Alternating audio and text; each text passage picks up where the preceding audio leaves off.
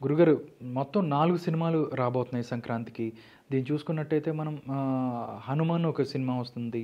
దాంతోపాటు 'గుంటూరు కారం' గావచ్చు, మిగతా సినిమాలు 'నా సామిరంగ', 'సైంధవ' ఈ మొత్తం సినిమాలు రాబోతున్నాయి. అంటే సంక్రాంతి అనగానే నార్మల్‌గా సినిమాల పండగ అంటారు. బట్ దీంట్లో 3 సినిమాలు 'దిల్ రాజు' గారే దాన్ని డిస్ట్రిబ్యూట్ చేయబోతున్నారు. 'హనుమాన్' సినిమా గురించి మీరు ఆగిపోండి అనే ఒక వాదన వచ్చు. ఈ ఈ కాంట్రవర్షియల్ దీని గురించి మీరేం మాట్లాడతారు సార్? అంటే హనుమాన్ సినిమాకని కాదండి, మొత్తం సినిమాలు ఆల్రెడీ 5 సినిమాలు రిలీజ్కి రెడీ అయి ఉన్నాయి. అవును, ఈగలు ఆగిపోయింది కదా గురుగారు. అదే 5 ఉన్నాయి. అంటే దిల్ రాజు మాట్లాడే నాటికి ఈగలు ఉంది లైన్లో. ఓకే. అందరు నిర్మాతలకి నేను ఒకటే మాట చెప్పాను, అందరూ ఒకేసారి రావద్దు, ఒకళ్ళు ఇద్దరు తగ్గండి.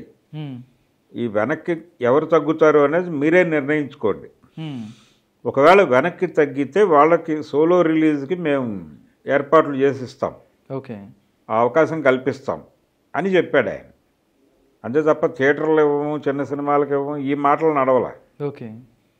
ఇది చెప్పాడు ఆ రోజు ప్రెస్ మీట్లో ఆయన. చెప్పి ప్రశాంత్ వర్మ వచ్చి నన్ను కలిశాడు. ప్రొడ్యూసర్ బిజీగా ఉన్నాడట, అందుకని తను వచ్చి కలిశాడు. తనకి నేను ఈ విషయం స్పష్టంగా చెప్పాను అని చెప్పాడు ఆయన. ఏది సినిమా రిలీజ్ చేయొద్దని చెప్పలేదు ఎవరికి. వెనక్కి వెడితే మంచిది, మీదే నిర్ణయం. ఉంటే ఉన్న ప్రకారం స్క్రీన్ షేరింగ్ జరుగుతుంది. స్క్రీన్ షేరింగ్ కూడా కాదు, ఇప్పుడు షో షేరింగే. ఎందుకంటే సింగిల్ స్క్రీన్లో కూడా 2 ఆటలు ఒక సినిమా, 2 ఆటలు ఇంకో సినిమా వేసే పరిస్థితిలో ఉన్నాం మనం ఇప్పుడు. మల్టీప్లెక్స్లో మాత్రమే కాదు, సింగిల్ స్క్రీన్స్లో కూడా మల్టీ షోస్ వేస్తున్నారు, ఎక్కువ షో వేస్తున్నారు. ఆ పెరిగినవి రకరకాలుగా వాడుతున్నారు. ఈ ప్రపంచంలో మనం ఉన్నాం ఇప్పుడు. కాబట్టి పాత రోజుల్లో థియేటర్స్ మాత్రమే సింగిల్ స్క్రీన్ ఉన్న రోజుల్లో కూడా సంక్రాంతి పండగకి 5 సినిమాలు 6 సినిమాలు రిలీజ్ అయ్యాయి. మరి వాళ్ళు ఎలా పంపిణీ చేశారు ఆ రోజున? అవును, చాలా సినిమాలు వచ్చినాయి. కృష్ణ గారు, ఎన్టీఆర్ వీళ్ళు మొత్తం అందరూ వచ్చేవాళ్ళు. సంక్రాంతి టార్గెటెడ్గా. అంటే బాగున్న సినిమా నడుస్తుంది, దానికి స్క్రీన్స్ తక్కువ ఇచ్చినప్పటికీ అది విస్తరిస్తుంది. ఫ్లాప్ అయిన సినిమా తప్పుకుంటుంది కాబట్టి ఆ ఏరియాలోకి హిట్ అయిన సినిమా వచ్చేస్తుంది. అందుకని మీ కంటెంట్ బాగుంటే కాన్ఫిడెంట్గా రిలీజ్ చేసేయండి అని కూడా మాట్లాడాడు తను, దిల్ రాజు. దాన్నే చిరంజీవి డాష్ మీద అక్నాలెడ్జ్ చేశాడు. అయితే దిల్ రాజు మాట్లాడిన రోజే, అంటే పర్టికులర్గా ఆయన ప్రెస్ మీట్లో ఈ సినిమా పేరు ప్రస్తావించాడు. ఆ డైరెక్టర్ వచ్చి నన్ను కలిశాడు, ఇవన్నీ మాట్లాడాడు. దీని బిట్వీన్ ది లైన్స్ వీళ్ళు హనుమాన్ని తొక్కేయాలని ప్రయత్నం చేస్తోంది చాంబరు, దిల్ రాజు అని చెప్పి ఒక ప్రచారం జరిగింది. ఈ ప్రచారాన్ని ఖండించాలని ప్రొడ్యూసర్లు అనుకోలే, హనుమాన్ ప్రొడ్యూసర్లు అనుకోలే. మంచిదేలే, మరక మంచిదే అన్నట్టు ఇది కూడా సినిమాకి ఉపయోగపడే ప్రచారమే కానీ అనుకున్నారు వాళ్ళు. ఆ ప్రచారం నడుస్తున్న టైంలో ప్రీ రిలీజ్ ఈవెంట్లో చిరంజీవి గారు కూడా దిల్ రాజు ప్రస్తావన చేసి పాజిటివ్గానే చెప్పాడు, ఆయన నెగిటివ్గా చెప్పాల. కానీ బయటకు వచ్చినటువంటి థంబ్నెయిల్స్ అన్నీ కూడా నెగిటివ్గా వచ్చినాయి. దిల్ రాజును హెచ్చరించిన చిరంజీవి ఈ టైప్లో పెట్టారు. కానీ ఆయన నిజానికి ఆయన బయట వింటే, ఆయన ఉపన్యాసం వింటే ఆయన ఏం వార్నింగ్ ఇవ్వాల. నిజానికి కుమ్మక్కు రిలీజ్లోనూ పద్ధతి తీసుకొచ్చాడు ఈయన గతంలో, దిల్ రాజే. అంటే ఒక హీరో సినిమా రిలీజ్ అయితే 7 రోజులు గ్యాప్ ఇచ్చి ఇంకొక హీరో సినిమా రిలీజ్ చేయాలి, పెద్ద హీరోలవి. ఈ సినిమా 7 రోజుల పాటు ఇంకే సినిమా ఉండదు, అన్ని థియేటర్స్లోనూ ఒకటే సినిమా ఉంటుంది. పల్లెటూరుల నుంచి సిటీ వరకు ప్రతి స్క్రీన్లోనూ అదే సినిమా ఉంటుంది. ప్రేక్షకుడికి ఆప్షన్ ఉండదు, సినిమా చూడాలనుకుంటే ఆ సినిమాయే చూడాలి. ఈ పద్ధతిలో కొంతకాలం నడిపారు. ఆ టైంలోనే దాసరి గారు ఆ నలుగురు చిన్న సినిమాని తొక్కేస్తున్నారు అని మాట్లాడాడు.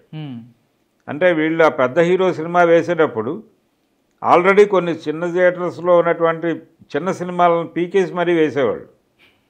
ఈ కాంటాక్ట్స్లో దాసరి కోపడ్డాడు, ఆ నలుగురు తొక్కేస్తున్నారు ఇండస్ట్రీని అని. ఆ నలుగురు తొక్కేస్తున్నారు అనే పద్ధతిలోనే ఇప్పుడు ఈ హనుమాన్ సినిమాని తొక్కేస్తున్నారు అనే ఇంప్రెషను పబ్లిక్లోకి పంపడం అనేది ఒక రకంగా మంచిది అనుకున్నారు వాళ్ళు. ఇది చిరంజీవి కూడా మాట్లాడాడు, వేదిక మీద మాట్లాడుతూ దిల్ రాజు ప్రస్తావన తీసుకొచ్చి ఒక్కొక్కసారి చిన్న సినిమా అంటే కంటెంట్ బాగుంటే స్క్రీన్స్ పెంచుకుంటూ వెళ్ళిపోద్దని దిల్ రాజు మాట్లాడిన మాటలే ఇంకోలా చిరంజీవి చెప్పాడు. ఎన్హాన్స్ చేశాడు ఒక రకంగా, దిల్ రాజు మాటలకి ఆయన జోడింపు చేశాడు. చేస్తూ గతంలో నా 150వ సినిమా, బాలకృష్ణ 100వ సినిమా ఒకేసారి వచ్చినాయి. అంటే గౌతమిపుత్ర శాతకర్ణి, అలాగే ఖైదీ నెంబర్ 150 ఒకేసారి వచ్చినప్పుడు అదే టైంలో శతమానం భవతి పెట్టాడు ఆయన. ఇబ్బంది పడతావని అన్నాం మేము. అదేం లేదండి, కంటెంట్ బాగుంటే అదే నడిచిపోతుంది, పండక్కి ఎన్ని సినిమాలనైనా భరించే కెపాసిటీ ఉంటుంది అని నేను నమ్ముతున్నానని దిల్ రాజు చెప్పాడు. అలాగే నడిచింది కూడా, ఆ సినిమాకి డబ్బులు వచ్చినాయని చెప్పాడు ఆయన. నెగిటివ్ స్టేట్మెంట్ కాదు అది, దాన్ని నెగిటివ్గా ప్రచారం చేస్తున్నారు అంతే. ఇది కూడా మంచిదే అనుకుంటున్నారు వాళ్ళు ప్రొడ్యూసర్లు. ఇప్పుడు మొదట దిల్ రాజు అన్నప్పుడు ఎలాగైతే దిల్ రాజు సినిమాని తొక్కేయబోతున్నాడు అని చెప్పి బయట ప్రచారం జరిగిపోయిందో, అది కూడా సినిమాకి ఉపయోగపడుతుంది అనుకున్నారు వాళ్ళు. ఉపయోగపడింది కూడా, దాని మీద డిస్కషన్ జరిగింది. అలాగే చిరంజీవి దిల్ రాజును కోపడ్డాడు హనుమాన్ బ్యాక్ డ్రాప్లో అని చెప్పి ఇది కూడా ప్రచారం చేయడం మొదలెట్టారు. ఇది కూడా ప్రచారంలోకి వచ్చేసింది. ఇది కూడా మన సినిమాకు ఉపయోగపడేదో అనుకుంటున్నారు వాళ్ళు. బయటకు వచ్చి వివరణలు ఇవ్వట్లా, సైలెంట్గా ఉన్నారు. ఇది మరక మంచిదే అన్నట్టుగా వెళ్ళిపోతున్నారు వాళ్ళు. ఓకే, ఇది హడావిడి ఆ సినిమాకి సంబంధించి. ఓకే, అది పాన్ ఇండియా సినిమాగా రిలీజ్ చేస్తున్నారు. నిజానికి వెనక్కి వెళ్ళమన్నప్పుడు ప్రశాంత్ వర్మ దిల్ రాజుతో చెప్పింది ఏమిటి, మేము పాన్ ఇండియా సినిమాగా రిలీజ్ చేయాలనుకున్నాం, ఇతర మార్కెట్లని కూడా బేరీజు వేసుకుని ఈ డేట్ అనుకున్నాం, కాబట్టి ఇది లోకల్ మార్కెట్ అయితే మీరన్నట్టుగా మీ నిర్ణయం ప్రకారం వెళ్ళడానికి అవకాశం ఉంటుంది. ఆల్రెడీ వేరే చోట కూడా మాట్లాడేసి ఉన్నాం కదా, కాబట్టి ఇబ్బంది ఉంటుంది, కన్సిడర్ చేయండి అని చెప్పాడు అని మాట్లాడాడు. తననే చెప్పాడు దిల్ రాజు. ఇది ప్రశాంత్ వర్మ చెప్పిన మాట కాదు, దిల్ రాజు చెప్పిన మాటే. అందుకని దాన్ని యాక్సెప్ట్ చేసాం. గుంటూరు కారము, హనుమాన్ రెండు ఉంటాయి అనేది చెప్పాడు ఆయన ప్రెస్ మీట్లో. దాన్నే చిరంజీవి ఎన్హాన్స్ చేశాడు. నిజానికి ఈ సినిమాని తొక్కేస్తున్నారు అని వార్త వచ్చినప్పుడు కూడా ఇటువంటి మాట అనలా దిల్ రాజు. దిల్ రాజు అన్నది వక్రీకరించి మార్కెట్లో పెట్టారు. వక్రీకరించు ఓడించు అనేది ఒక సిద్ధాంతం, తర్కంలో ఉంటుంది అది. ఓకే, ఒకడు ఒక కాంటెక్స్ట్లో మాట్లాడిన దాన్ని ఇంకో కాంటెక్స్ట్లో ప్రజెంట్ చేస్తూ నిందేయటం, అది దిల్ రాజు విషయంలో జరిగింది. అందుకని ఆయన కొంచెం హర్ట్ అయ్యి ఇలాంటివి రాస్తున్నారు రెగ్యులర్గా నా మీద. ఆయన 2 వెబ్సైట్ల గురించి కూడా, 2 వెబ్సైట్లు అని కూడా మాట్లాడాడు. తాట తీస్తా అన్నట్టుగా టైప్లో. తాట తీస్తారా వాళ్ళు వీళ్ళు తాట తీస్తారా అది వేరే గొడవ, కానీ తాట తీయదలుచుకుంటే ఏ లెవెల్లో తీస్తారు, ఎవరిని తీస్తారు అనేది చూడాలి. కానీ ఇది మాత్రం జరిగింది ఇంటెన్షనల్గానే. వాళ్ళు మాత్రం మరక మంచిది అన్నట్టే వ్యవహరిస్తున్నారు. ఓకే సార్, సంక్రాంతి విజేత అంటే సంక్రాంతి విజేత ఎవరు, సంక్రాంతి విజేత ఎవరు అని అంటుంటారు సార్. అటువైపు నుంచి గుంటూరు కారం, నాసామిరంగా, సైంధవ, హనుమాన్, వీటిలోంచి స్కోప్ ఏది ఉంది, బెస్ట్ పై చేయి ఉండే అవకాశం ఉంటుంది అనుకోవచ్చు?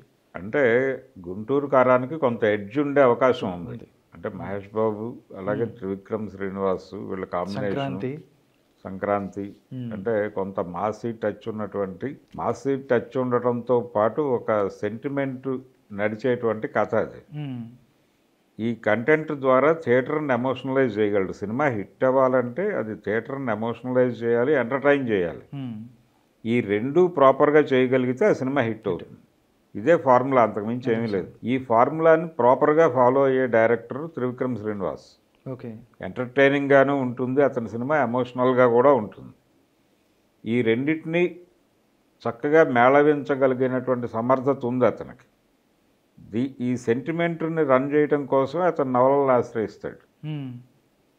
అది చాలా సందర్భాల్లో వర్కౌట్ అయింది కూడా. అతడు సినిమాలో ఆ విలేజ్ బ్యాక్డ్రాప్లో నడిచేటువంటి సెంటిమెంటల్ సన్నివేశాలన్నీ బాగానే కనెక్ట్ అయినాయి. తాత మనవడు మధ్య వచ్చే సీన్స్ ఇవన్నీ, నాజర్కిను మహేష్ బాబుకి మధ్య సన్నివేశాలు, ఇవన్నీ ఆడియన్స్కి కొంత కళ్ళల్లో నీళ్లు తెప్పించినటువంటి పరిస్థితి చూసాం మనం. కాబట్టి గుంటూరు కారం వాళ్ళు వ్యూహాత్మకంగానే లో ప్రొఫైల్ మెయింటైన్ చేస్తున్నారు. ఆడియన్స్ని థియేటర్లోకి వచ్చాక వాళ్ళని సర్ప్రైజ్ చేద్దామనేది వాళ్ళ ప్రోగ్రాము. అది వర్కౌట్ అయితే అది సినిమా బిగ్ రేంజ్కి వెడుతుంది. కాకపోతే అది ఇతర మార్కెట్లలోకి పంప్ చేస్తున్నారా లేదా అనే దానిలో ఇంకా క్లారిటీ లేదు, చూడాలి. అది అయితే ఎడ్జ్ ఆ సినిమాకు ఉంటుంది అనుకుంటే, సైంధవ కొంతవరకు అంటే ఆ సినిమా మీద కూడా కొంత పాజిటివ్ టోన్ ఉంది ఆడియన్స్లో. ఓకే, కాబట్టి అది కూడా నడిచిపోవచ్చు, అది కూడా నడవచ్చు. రెండోది, దానికి పోటీగా ఉన్నటువంటి ఈగల్ సినిమా జనవరి 26కి షిఫ్ట్ అయింది. సో ఇది కూడా గుంటూరు కారంతో పోటీ పడుతుంది అంతే. గుంటూరు కారం ఓవర్ఫ్లో ఇక్కడికి వచ్చి ఇది మౌత్ పబ్లిసిటీగా మారితే సినిమా నిలబడుతుంది. దీనితో పాటు ఆ ముందు రోజు హనుమాన్ సినిమా కూడా ఉంది. హనుమాన్కి జరిగినటువంటి రకరకాల ప్రచారాల ద్వారా ఒక బజ్ క్రియేట్ అయిందని. ఆల్రెడీ జనాలకి బజ్ లేదు అనేటువంటి పేరుతో ఒక బజ్ ఏమో దానికి క్రియేట్ అయింది గుంటూరు కారానికి. దీనికేమో నెగిటివ్ పబ్లిసిటీ నుంచి ఒక బజ్ క్రియేట్ అయింది. దీన్ని తొక్కేస్తున్నారు, ఈ సినిమాని నలిపేస్తున్నారు అనే ప్రచారం రకరకాలుగా చేస్తున్నారు. దిల్ రాజు పేరుతో కొంత ప్రచారం అయింది, దిల్ రాజుని చిరంజీవి కోప్పడ్డాడు అనే పేరుతో కొంత ప్రచారం అయింది. ఏదేమైనా సినిమా గురించిన డిస్కషన్ నడుస్తోంది మార్కెట్లో. ఓకే. సో దానికి కూడా ఆడియన్స్ మొదటి రోజు వెళ్ళే అవకాశం ఉంది. సైంధవకి వెళ్తారు. సామిరంగ నాగార్జునకి చాలా కీలకమైన సినిమా అది. నా సామిరంగ అనేది అది అక్కినేని నాగేశ్వరరావు గారి ఒక పాటలోంచి తీసుకున్న బిట్టు లైన్. నా జన్మభూమి అంత అందమైన దేశం అని సిపాయి చెన్నైలో పాట ఉంటుంది, అందులో బిట్ ఇది నా సామిరంగ అనేది. దాన్ని పట్టుకొచ్చి ఇక్కడ వాడారు, సెంటిమెంటల్గా వర్కౌట్ అవుతుంది అని. అయితే ఆయనకి గతంలో 2 సినిమాలు వరుసగా డిజాస్టర్స్ ఉన్నాయి, ఘోస్టు అలాగే దానికి ముందు వైల్డ్ డాగ్, 2 డిజాస్టర్స్ సినిమాలు. అలాగే ఏజెంట్ సినిమా, అదే ఫ్యామిలీ నుంచి వచ్చినటువంటి ఏజెంట్ సినిమా కూడా చాలా డిసప్పాయింట్ చేసింది. కస్టడీ సినిమా కూడా డిసప్పాయింట్ చేసింది. వాళ్ళ టోటల్గా అక్కినేని ఫ్యామిలీలో ఈ మధ్య కాలంలో దూత అనేటువంటి వెబ్ సిరీస్ కొంచెం పేరు తెచ్చుకుంది, పర్వాలేదు అనిపించింది అంతవరకే. థియేటర్కల్గా రిలీజ్ అయినటువంటి వాళ్ళ ప్రాజెక్ట్స్ నాగ చైతన్య కావచ్చు, అఖిల్ కావచ్చు, నాగార్జున కావచ్చు, ఎవరి సినిమాలు బతకలేదు అక్కడ. కాబట్టి ఈ హిట్ చాలా కీలకం. ఆయన పైగా విలేజ్ బ్యాక్డ్రాప్లో పంచకట్టు క్యారెక్టర్తో ఇలా చేస్తే సంక్రాంతికి రిలీజ్ అయితే అది డెఫినెట్గా హిట్ అవుతుంది అనే ఒక సెంటిమెంట్తో ఈ సినిమాని సంక్రాంతికి తీసుకురావాలని చాలా ఆవేశపడ్డారు. షూటింగ్ చాలా డిలే అయింది. ఓకే. వర్క్ విపరీతంగా ఈ పండగకి రిలీజ్ చేయాలి అనే దీంతో చేస్తున్నారు. దీంతో వంటకం సరిగా రెడీ అయిందా లేదా అనేటువంటి టెన్షన్లో నాగార్జున ఉన్నాడు.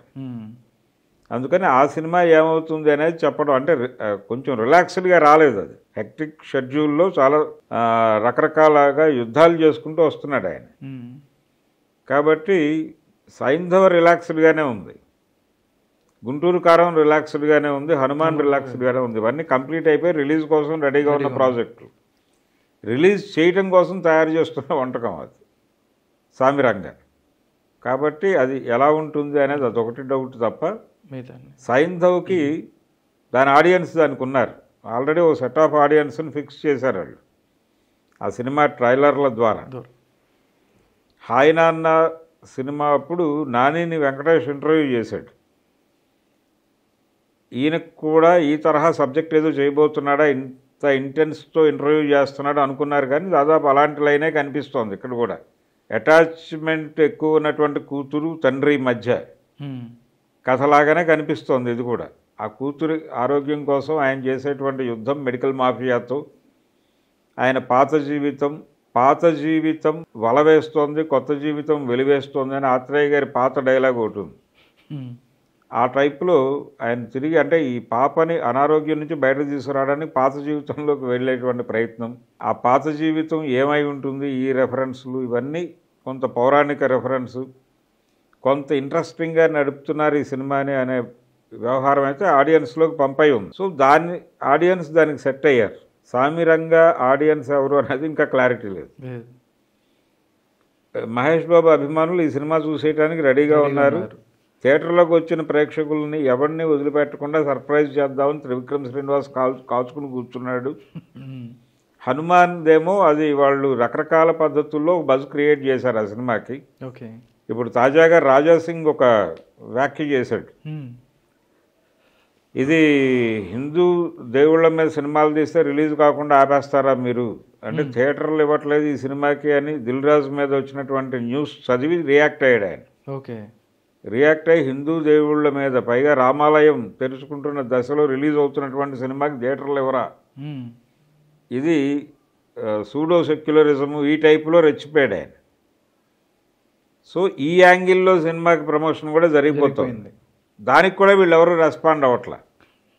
ఏది జరిగినా మన మంచిగా మరక మంచిదే అన్న పద్ధతిలో వెళ్ళిపోతున్నారు వాళ్ళు.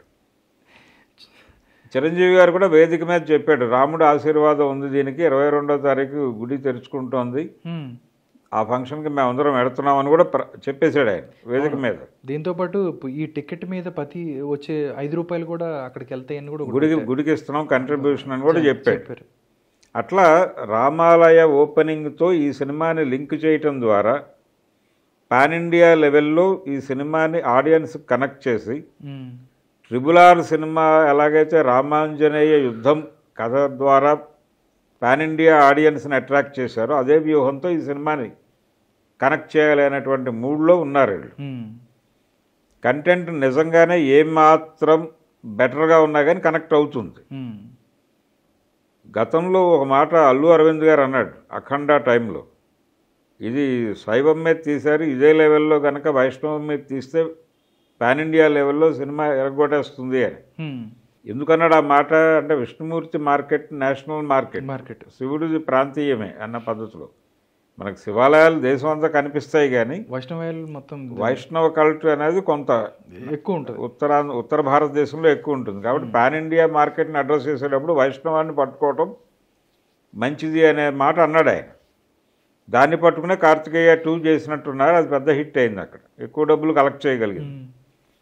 కాబట్టి హనుమాన్ కూడా ఆ ఎడ్జ్ ఉంది కాబట్టి భారీగానే దానికి అది పాన్ ఇండియా ప్రాజెక్ట్ కింద వదిలేయాలి. గుంటూరు కారం ఏ లాంగ్వేజెస్లో రిలీజ్ చేస్తారనేది చాలా ఇంకా ఇప్పటికీ క్లారిటీ లేదు. అది ట్రైలర్లో కూడా వాళ్ళు అలాంటి విషయాలు చెప్పే ప్రయత్నం చేయలేదు. రేపు ప్రీ రిలీజ్ ఈవెంట్ ఉంది, దాంట్లో చెప్పాలి, దాన్ని బట్టి డిసైడ్ అవుతుంది. ఓకే, చూద్దాం గురుగారు. సంక్రాంతి అంటేనే ముందు పెద్ద పండుగ, దీంట్లో సినిమాల కోసం అందరూ ఎదురు చూస్తుంటారు. అన్ని సినిమాలు హిట్ అవ్వాలని, మంచి మార్కెట్ రావాలని కోరుకుందాం. Thank you so much Bharadwaj garu. Thank you అండి.